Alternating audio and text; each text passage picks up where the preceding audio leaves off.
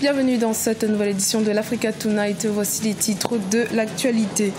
Poursuite des travaux de la 72e Assemblée Générale des Nations Unies ce mardi 19 septembre. Rendez-vous important pour le continent africain qui revendique notamment sa place au Conseil de sécurité de l'ONU. Report des élections municipales tunisiennes initialement prévues en fin d'année 2017. Elles ont été reportées à une date encore indéterminée. Et puis en Algérie, le Premier ministre a présenté le nouveau plan du gouvernement aux députés algériens ce dimanche 17 septembre. Un plan qui entend poursuivre la politique nationale de développement social pour offrir une vie meilleure aux citoyens. Plusieurs enjeux pour le continent africain à la 72e Assemblée Générale de l'ONU qui s'est ouverte ce lundi 18 septembre, parmi lesquels l'environnement, la force G5 Sahel, la lutte contre le terrorisme et également la place du continent africain au Conseil de sécurité des Nations Unies. En effet, la question de la réforme du Conseil de sécurité de l'Organisation des Nations Unies est de nouveau soulevée par les chefs d'État et de gouvernement africains. Ceux-ci appellent les dirigeants de l'Organisation mondiale à engager une réforme rapide du Conseil de sécurité des Nations Unies pour mettre fin à l'injustice dont est victime le continent africain depuis 1946. Écoutons à ce propos le président guinéen Alpha Condé. L'Afrique ne doit plus rester en marge des décisions qui la concernent. Pour ce faire, elle entend œuvrer à la mise en place d'une architecture internationale capable d'opérer des changements légitimement attendus par nos peuples. Le Conseil de sécurité des Nations Unies, qui a la santé primaire du maintien de la paix et de la sécurité dans le monde, ne reflète plus les réalités actuelles.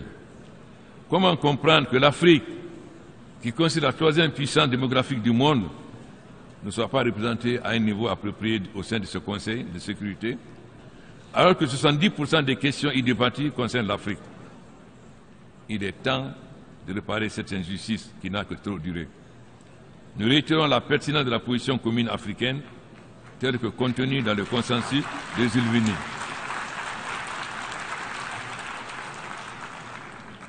Nous exigeons l'élargissement du Conseil de sécurité dans les deux catégories de membres, dont 2 sièges permanents et un total de 5 sièges non permanents pour l'Afrique, choisis par l'Union africaine. Aussi, à défaut de l'abolition du veto, les nouveaux membres permanents du Conseil de sécurité devront avoir les mêmes prérogatives et privilèges que les membres actuels. Notre envoyé spécial à New York, Marie-Angèle Touré, qui se trouve actuellement au siège des Nations Unies, nous fait un récapitulatif des événements. On l'écoute. C'est à New York, la ville la plus peuplée des États-Unis, que se déroule comme chaque année le débat général de l'Assemblée générale des Nations Unies. Et on peut le dire, l'Afrique est plutôt bien représentée à cette 72e session, d'autant plus qu'une grande partie des problématiques évoquées lors des réunions de haut niveau concernent directement le continent africain, qu'il s'agisse de la réforme du système des Nations Unies ou encore de la lutte contre le terrorisme. Par ailleurs, ce mardi 19 septembre, nous avons pu assister, entre autres, à l'arrivée au siège de l'ONU d'une trentaine de dirigeants africains, dont le président Paul Biya du Cameroun. 15 de ses homologues ont pris parole dans la matinée à la fameuse tribune des Nations Unies face à leurs pairs venus du monde entier, à l'image du président Alpha Condé de Guinée qui s'est exprimé juste après le président du pays hôte, Donald Trump, qui s'est montré on ne peut plus prolixe. Celui du Nigeria également, Muhammadu Buhari, dont l'état de santé semble s'être amélioré après plusieurs mois de convalescence, a lancé un appel visant à lutter contre le groupe terroriste Boko Haram. Ellen Johnson Sirleaf du Libéria, la première femme élue au suffrage universel à la tête d'un État africain, s'est elle aussi illustrée à la tribune des Nations Unies à quelques jours de la fin de son dernier mandat. Et il faut savoir qu'ils seront nombreux à s'exprimer à cette tribune. Plusieurs discours, plaidoyers, appels sont prévus dans les heures, dans les jours à venir. Et il faut savoir que le discours du président du Cameroun, Paul Biya, par exemple, interviendra le vendredi 22 septembre à 9h, heure locale. Il s'agit des premières élections municipales de l'après-révolution, très attendues en Tunisie. Elles devaient avoir lieu au mois de décembre 2017. Les élections ont été reportées à une date indéterminée. Les précisions avec Patricia Dubois. Le gouvernement tunisien a annoncé lundi 18 septembre le report des élections municipales qui serait notamment dû à un retard dans l'attribution des postes vacants au sein de l'instance électorale. La campagne de sensibilisation pour les municipales avait été compliquée. Sur 3 millions de nouveaux électeurs potentiels, seulement 500 000 ont été enregistrés. Reporter les municipales est une mauvaise chose, mais finir cette réunion sans fixer une nouvelle date, c'est encore pire. Cette annonce intervient dans un contexte politique compliqué.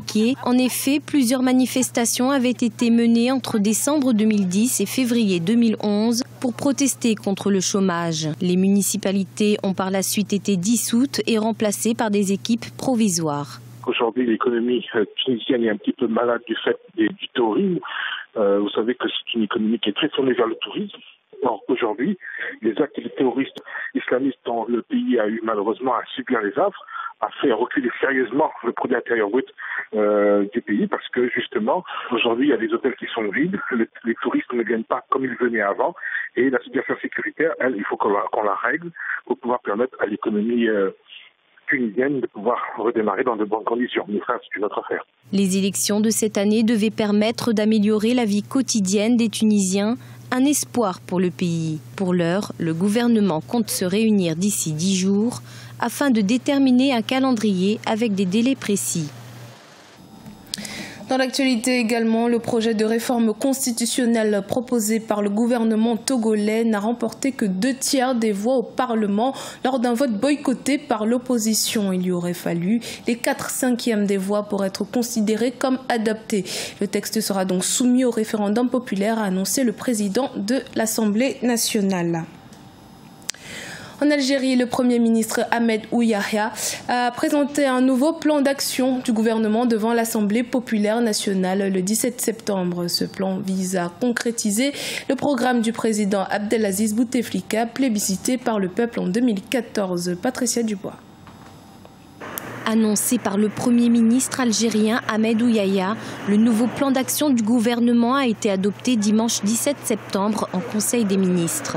La promotion d'une économie diversifiée, libérée de la dépendance aux hydrocarbures, sera l'une des priorités du gouvernement. La situation des finances publiques est préoccupante. Depuis 2014, l'Algérie est frappée par une crise financière qui s'annonce durable, car rien ne prévoit à court et moyen terme un redressement sensible des prix du pétrole. Le gouvernement algérien a décidé de recourir au financement non conventionnel interne. Concrètement, il prévoit d'emprunter à la Banque d'Algérie pour régler la dette qui s'élève actuellement à 2000 milliards de dinars. Le financement non conventionnel, il faut le limiter dans la durée, nous montrer quelle a été la trajectoire budgétaire. Maintenant, il y a les élections présidentielles dans 18 mois.